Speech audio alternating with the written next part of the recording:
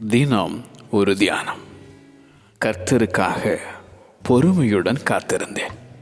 அவர் என்னிடமாய் சாய்ந்து என் கூப்பிடுதலை கேட்டார்.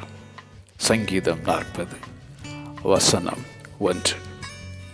பொறுமையாய் காத்திருந்து வாக்குத்தத்தம் பண்ணப்பட்டதை பெற்றுக்கொண்ட அந்த ஆபிரகாம் தமக்கு பயந்து தமது கிருபைக்கு காத்திருக்கிறவர்களின் ஆத்துமாக்களை மரணத்திற்கு விலக்கி விடுவிக்கும் தேவன். கர்த்தருக்கு காத்திருக்கிறவர்கள் பூமியை சுதந்தரித்துக் கொள்வார்கள். கர்த்தருக்கு காத்திருக்கிறவர்கள் புது பலன் அடைந்து கழுகுகளைப் போல செட்டைகளை அடித்து எழும்புவார்கள்.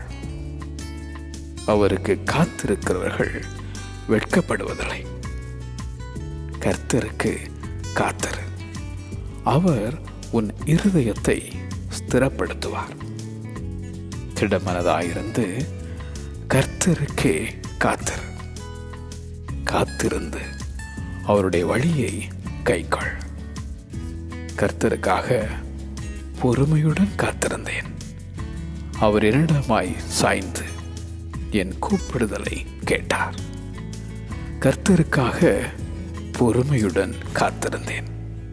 அவர் என்னிடமாய் சாய்ந்து என் கூப்பிடுதலை கேட்டார். ஆமென்.